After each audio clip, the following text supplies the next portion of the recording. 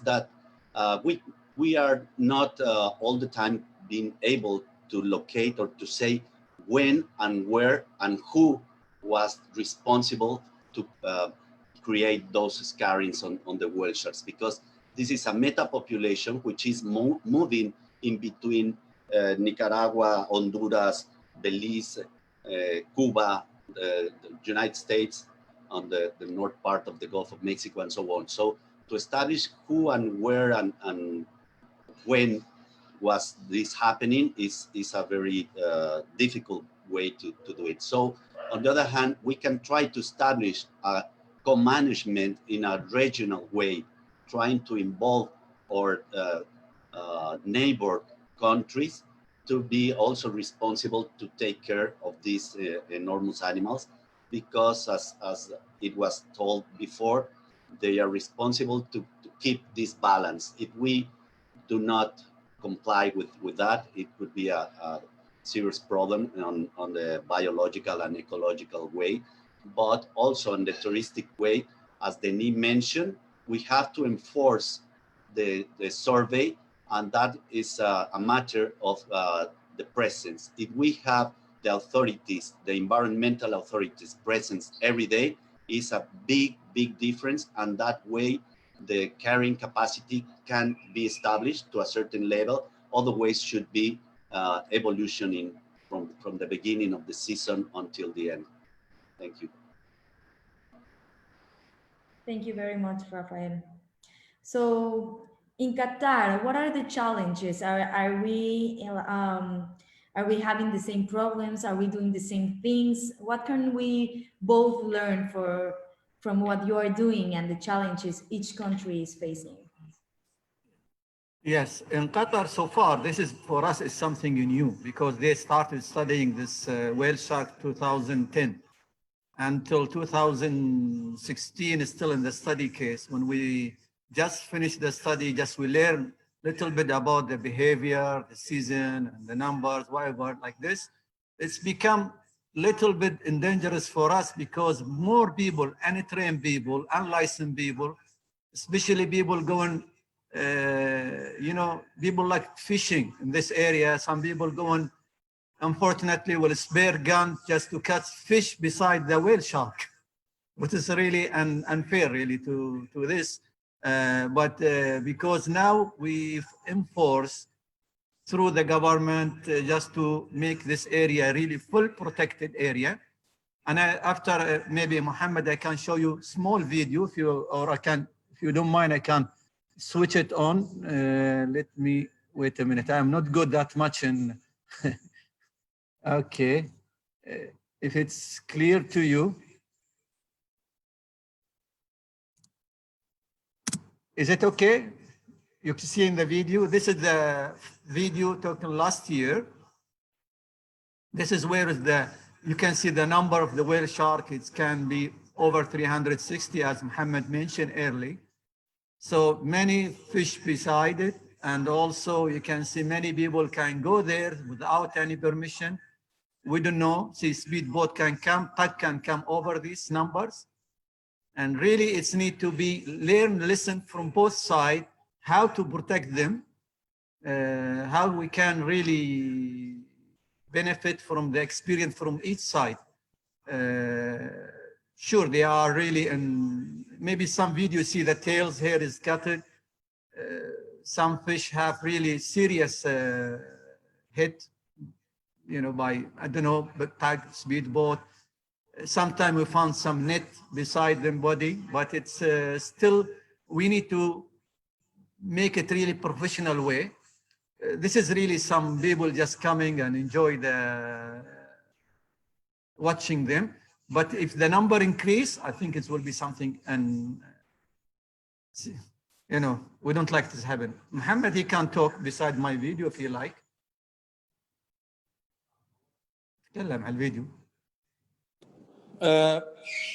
Well, it's going, having tourists in the area is going to be our new experience, which we have been trying to also contact you guys and learn from your experience with the tourists. I mean, it's a big challenge. We have been trying to put a program, and there is a pressure also from Qatar Tourism Authority. They are pushing into, letting us take, tourists, but we said we're not going to do that until we have experience from other countries, and also we must have, a good program for that. First of all, to train the guides to go there, and also to have a very clear guideline to protect the whale sharks. That's why we are planning actually to come and visit Mexico to look at the your tourist program to the whale sharks. And we hope that we will learn a lot from you guys, since you have a good experience in that field. And as we say, inshallah, we will come and see you guys and share the experience with you. Sorry, Thank you. you can't change my screen. Thank you very much. Those are such amazing footage. I love it. Amazing. How many whale sharks can we see in Mexico, Rafael and Denny? Can we see those quantity of whale sharks? I don't know how to switch it. Yes, in 2009, while we were doing an aerial survey, we were able to count up to 420 whale sharks in a single area, similar to that on Al Shaheen. And a couple years ago, we estimated around 500 whale sharks. So it's quite similar to what is happening in Al Shaheen, and they are feeding on very similar kind of food, the fish eggs from Tunis, and so we have a lot of similarities with the Al Shaheen aggregation. Okay, yes. And what about, this is for everyone who wants to take the word, what about the different species like we can see around? We could see some other sharks in the footage. Here in Cancun, sometimes we see giant manta.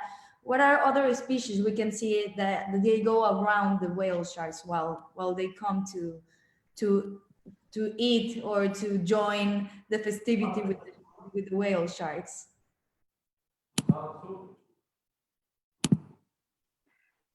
In La Paz, it's you can see a lot of mobula rays as well. Sometimes sea turtles during the humpback season. Sometimes you can see the humpbacks as well. But could be also very common to see the common dolphins. No, the bottlenose dolphins, because they are also residents from the Mogote area. And yeah, sometimes sea lions that they get very, very close. A lot of sardines as well. It's very unique, all the whale sharks aggregations, because they have a lot of food. You can see many different animals around as well. And what about in Qatar? What other species can we see? Well, in Qatar, the same. But mostly in the area, we've seen turtles. We see also stingrays sometimes, but we see lots of dolphins in the area. Big aggregation of dolphins. We have the bottlenose dolphins. We have the spinner. The smaller, the black and white ones, and also lots of different species of shark, like especially when the spawning of the fish starts, the black tip sharks and the gray reef sharks, they come within the close proximity with the fish, trying to feed on them. And also bull sharks. We have maybe Rafael in that day, I think they've seen the bull shark. The same one keeps coming with different bull sharks. They come to the aggregation. But just for Rafael to know, now we have in our database more than 600 whale sharks on our database. and we were hoping to have a big aggregation on our drone. This year we couldn't go because of the of the COVID-19 ban on the going anywhere. So we hope next season to give you a good drone image of the number. We are sure that we have we can get more than 500 on one image. It's bad news for you, Rafael, but it's it's fact. Thank you. On the other hand, I'm very happy. I'm pleased to have more aggregations like this because we are able to share so many things. I remember when we were there, we saw the black tip sharks or maybe bull sharks. Here we have silky sharks and from time to time black tips as well as the bull sharks and the dolphins and so on. And we are also sharing, I'm sure that we were watching some cobias, and those are the target species for the fishermen to spear. And it's very probably that we are also sharing that. Some of the whale sharks have been harmed by the shaft of the spear gun, and we have to remove that from their bodies. I have a trophy here that we recovered from a whale shark several years ago. I guess Denis was with us during that time in Isla Mujeres. And on the other hand, we have so far 1,319 different whale sharks photo identified, and that doesn't mean that all that many whale sharks are at the same time over there. But well, it's not a contest. I'm very happy that your numbers are increasing as well, and at least that ours are keeping in a balance. Thank you. Thank you very much. So let's talk about the perspective of the whale shark in the medium and the long term. Like, what are we doing now? We already talked about like some other rules or some other things that we were doing and that we are doing now, but like, what are we looking forward?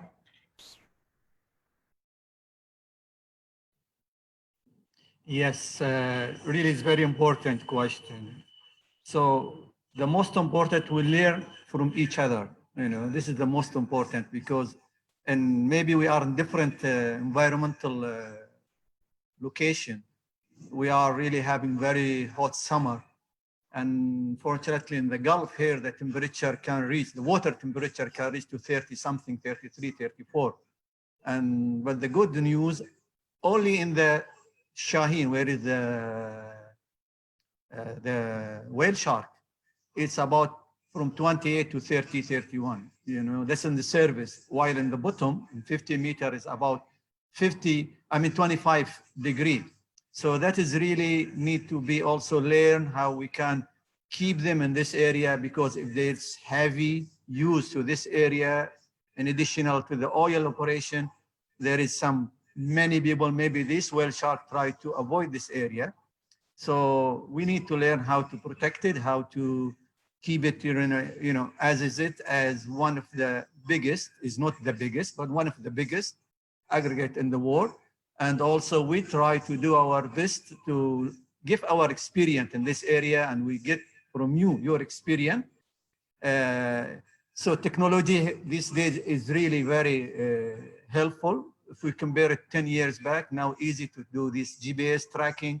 Maybe the data can be shared, the numbering, the fingerprint from each side can be also shared. DNA can be also shared. So this is for us is science. Is nothing is belong to one area, but that's need to be some collaboration or some focal point. We need to think about it. When we protect it, we're not protected for Qatar and Mexico. We protect it for all over the world. And this is really our goal. So it's nice. Everyone can see it. Everyone can share. Everyone can add. And this is really, in Qatar, is our main goal, to be honest. Thank you. Anyone else who want to talk about this? Yeah, I think it's very important to share experience and also to involve other localities. Like I think one of the good things that we've been doing in this side of the Sea of Cortez is like we know for a long time that the whale sharks from Los Angeles Bay are around 30% moved to La Paz. So we've been sharing the same animals, and they've been protected in Bahía de Los Angeles for a long period of time. But La Paz Bay, it was just recently protected. So it needs to be local, definitely like a local protection, but also like in your neighbor aggregations, and of course in farthest distance as Qatar or other countries. No, like you can always learn a lot from other countries, learn a lot of also government strategies, and also involving local people. So I think that's very important, and then the next steps from here. Yeah. Thank you, Danny. That is great. What I hear. We don't want to rush here in Qatar, and for the and we want to have a very good long-term protection program. We are working now actually on the awareness. We are trying to educate people about the whale shark. The number of people visiting the area is very limited here in Qatar. A small number of people that they visit on a private boats. First of all, the area is protected by security because of the oil field around it. But we are working hard to also maintain that protection under the National Reserve. And we want to make sure that the training we want to pass to the tourism for this will have to be, taken from people who have got good experience. That's why we want to share the experience that they have in Mexico, or also in Australia and South Africa, and combine all that so we can come up with a very good long-term ecotourism program, which we want to reduce the effect on the whale shark, and also the effect of tourism on the whole area itself. It's not only the whale sharks in this area. There is a very important it is a very important nursery and breeding ground for other species. That's what attracts the whale shark. So those species, we don't want them also to be affected. That's why we are really working hard to have a very good long-term program to preserve the area. Thank you. Thank you very much. I want to ask, here in Cancun, we find the whale sharks like from 1 hour, 1.5 hours from the coast. How long do you find them from the coast? I don't know if I missed it already. And this question goes to Danny too. I don't know, in La Paz, how long have you need to go deep to the ocean, like, to find them? Here in La Paz is amazing. Sorry.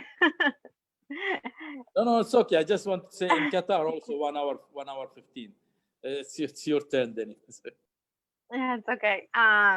Here in La Paz, in 10 minutes, 5 minutes, you find them. It's right in front of the city. And it was one of the biggest challenges that we had, because we have marinas. So that was the problem here. A lot of boats, private boats, people without license, and it's a small aggregation. So that's one of the problems that we had on the past. Okay, wow, so interesting. Yeah, it's very different, like in each place, right? And the challenges each place has to face. We have a question from Carla Guerrero. She's a reporter of the Milenio. She is asking, which measures do you recommend to preserve the whale sharks in Mexico? I think it's a good question for both countries, because as a visitor, as a tourist, like, what can we do? Okay, in Mexico, the tourism with whale shark began around 2000. So we have been learning a lot by force.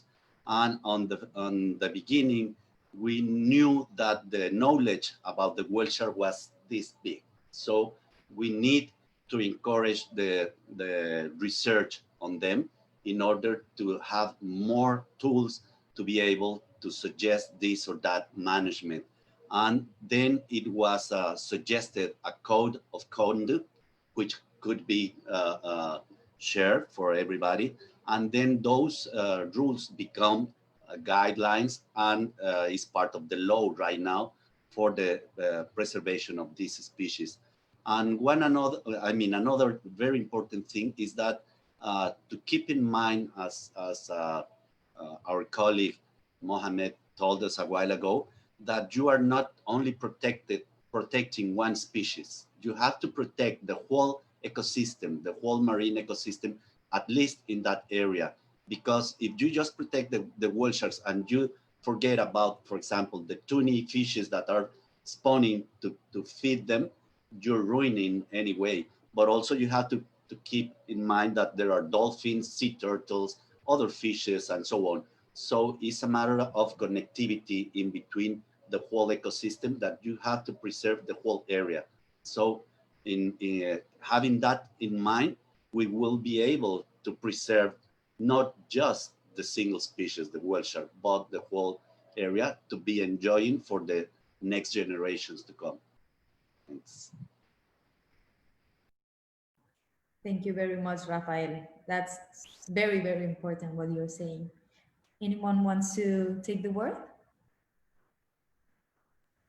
Just like as a tourist, I think that the most important thing is like any place. If you are a tourist that enjoy the nature, if you go to a protected area, if you go to swim with an endangered species, the first thing is that you have to do is to learn about it, about the species, about the area, to learn in this area, should I need to follow the rules?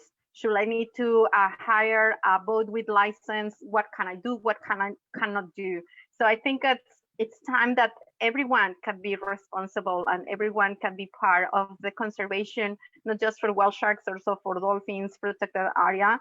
So the first thing is to learn. And any places around the world have different rules. So don't be like, oh, I already been in Cancun, so I know the rules. No, probably in La Paz is different, or probably in Qatar or in Mingaloo Reef, Australia.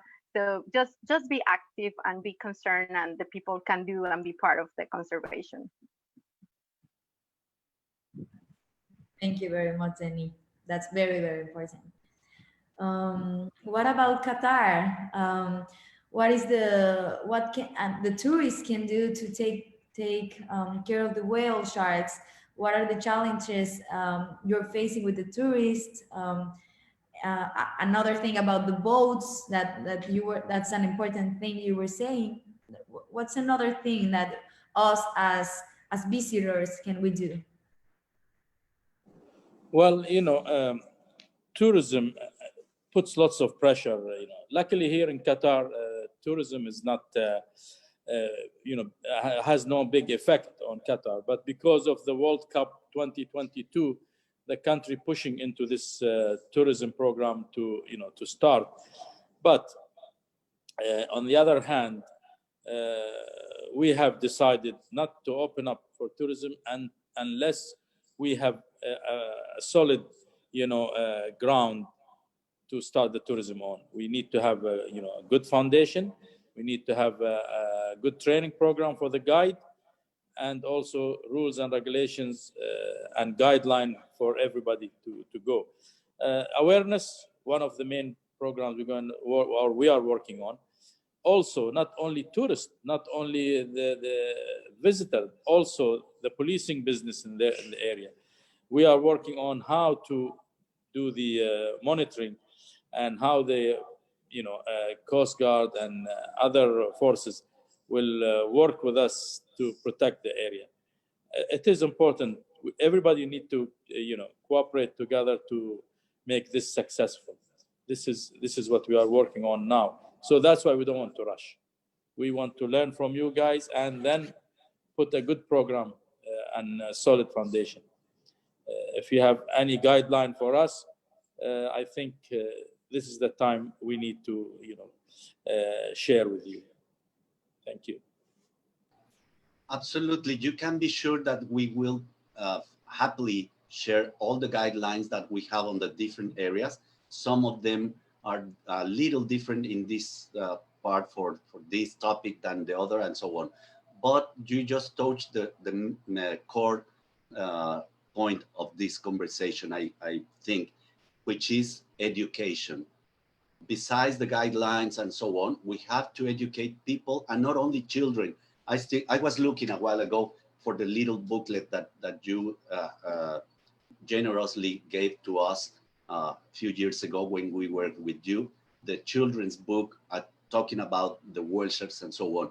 But it's not only a matter of educating the children. We have to educate our authorities, our decision makers and so on, because it's a matter of preserved right now, but the next generation are the most important. So we are just about to pass the ballot to the next generation, but in order to make it very, very efficient, we have to give them a lot of information. All the information that we can have, we can pass it to them in order to allow them to make the best decisions. And telling that, we will share all the guidelines that we have here with us, with you. From us to you. Yeah. Yes, may I add one thing? By the way, in Qatar, we have also one of the biggest aggregation of the digon. And we have like 800 digons in one spot. And that is really one of the biggest, as I know, in the world, never coming in these big numbers. So we pushed through the university, through Qatar Museum, to have exposition in the Qatar Museum, to get all the students can come with high tech, showing this sensitive animal, how they can survive, and we keep them because they are really very dangerous also, as the whale shark maybe is more. So I'm thinking maybe the next animal coming to be, it will be the whale shark, because in Qatar Museum, they're having very, very beautiful facility to do that. And this is one way we think about it, maybe with you, how to do it in professional way, because with the digons now we have like how it's lives, how is feed, what kind of season she's coming, plus, and the kids coming in very long line, and they watch in each room how they survive. So this is where I'm thinking maybe can we make like a story, or maybe next year about the second animal, which will be the whale shark. We have very beautiful and very good also material to show, plus the knowledge we're going to gain. Inshallah, this will be our next step in about awareness and the protection. Muhammad said, but we are not lucky like you, 15 kilometers from the beach.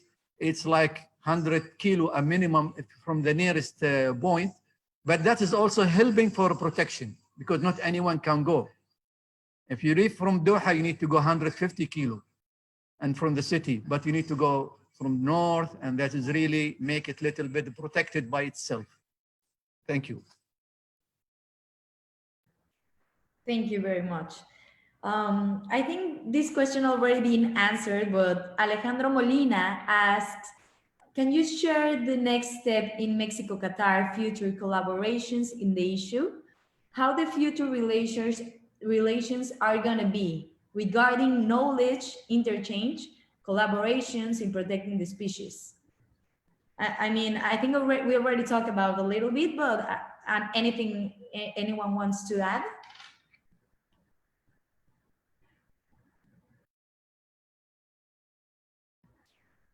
Okay, or maybe we're done with this topic, I think, right? Okay, I wanted to ask one more question. I mean, here in Mexico, we had this important budget cut in the CONAMP. The other day, I was talking with a captain of a whale shark tour, and they were telling me there's just one boat in the of the CONAMP, like taking here in Quintana Roo. Rafael, you're gonna know more about this than me. So like I want to ask, like, we're facing this now in Mexico, and what challenge are we facing with this about through the whale shark thing? Well, as I mentioned a while ago, solely the presence of that boat have been kind of enough, especially during this season with fewer boats because of the pandemic. But anyway, when everybody is aware that there is a survey, they behave, and they are calling the survey boat when they locate a pirate boat, which is non-permit or non-authorized boat, which is approaching, or private boat, because sometimes private boats or other fishers come around and they approach and tell them, well, you need a permit. If you are going to be fishing, you have to go a little farther away, and so on. So it's a matter of doing the things properly and in a very courtesy way to not create conflicts at all. Okay, so maybe, yeah, go Denny.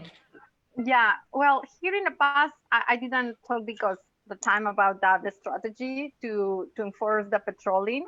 But one of the concern of the tourist companies was like, okay, you are going to put me the GPS, but what you are going to do with the private boats and how you are going to be. I accept all the rules, all the changes that you are making, because we're huge of changing on the management plans from 1 year to the next one.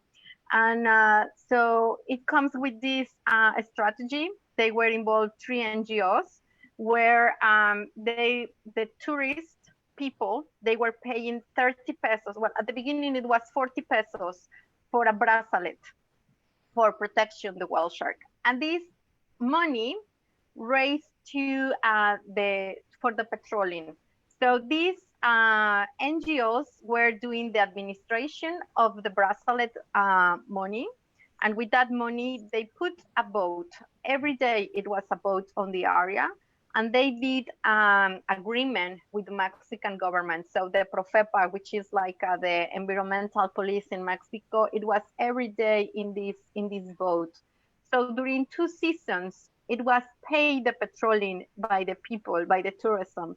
There is a lot of money. I mean, the good thing of the tourism, it's like it brings economy.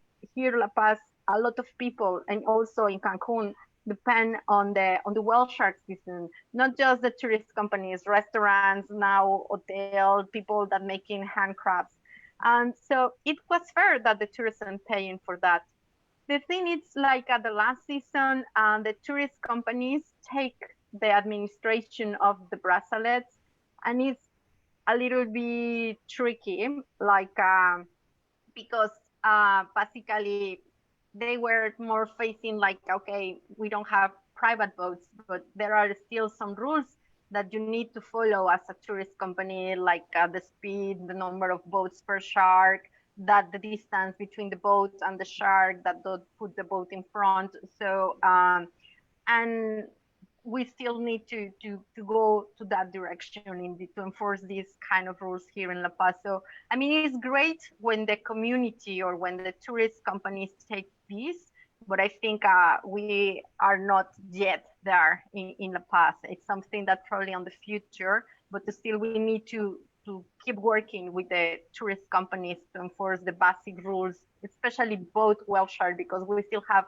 a lot of numbers of animals hidden by boats, even with all this enforcement. But I think this strategy with the bracelet, it was great. And in places such in Mexico, where we are not developed country, so we cannot depend everything on the government. I think the community, NGOs, tourists, could be part of the conservation. Thank you very much, Dani. I think it's a very important topic to talk about. Mm-hmm. I don't want this to end, but and I'm learning a lot of both amazing personalities, like all the personalities we have here. But I would like to end, and I think it's important to end with a word of our embassies, a final message, a final word that we would like to hear. So the word is to you guys.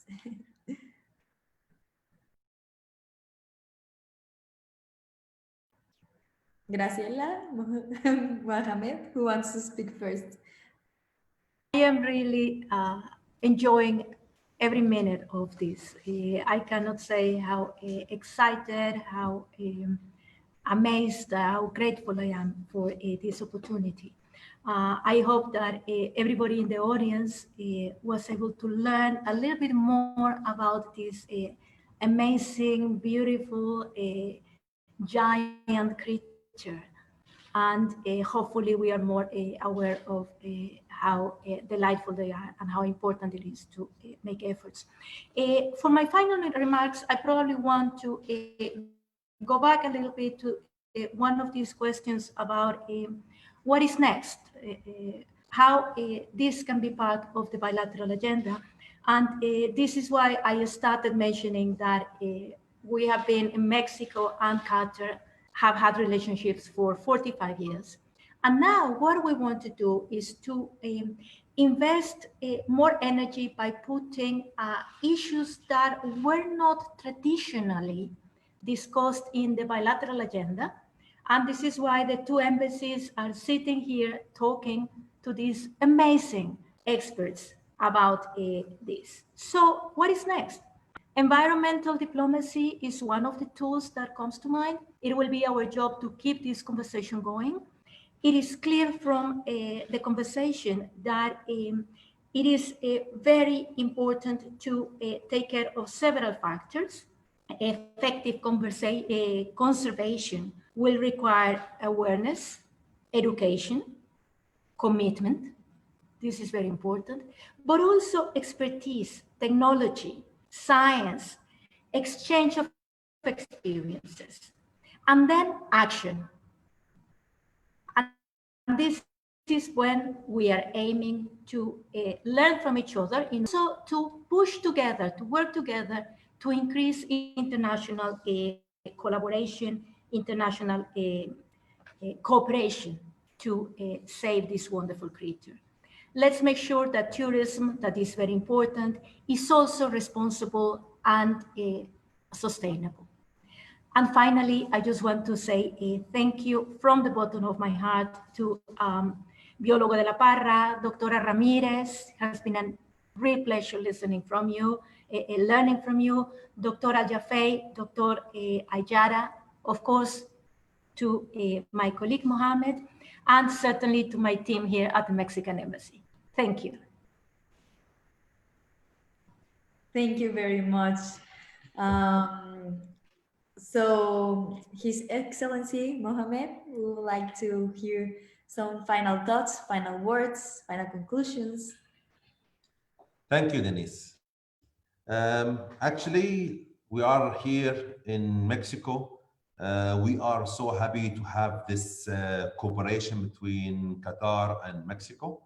And one of the things, actually, we already like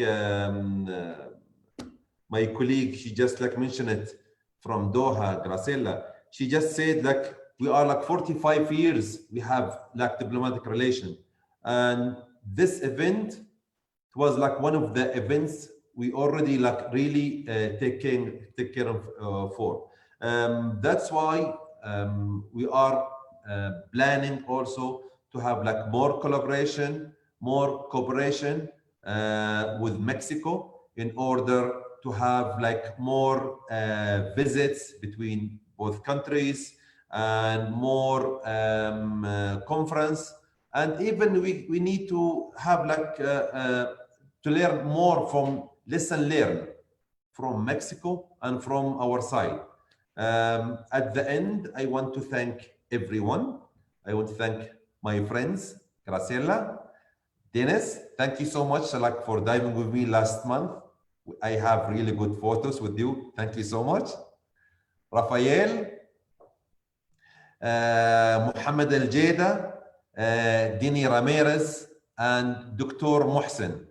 Thank you all for everything. Thank you, everyone. Thank you to be part of this well-charted conservatory between Qatar and Mexico.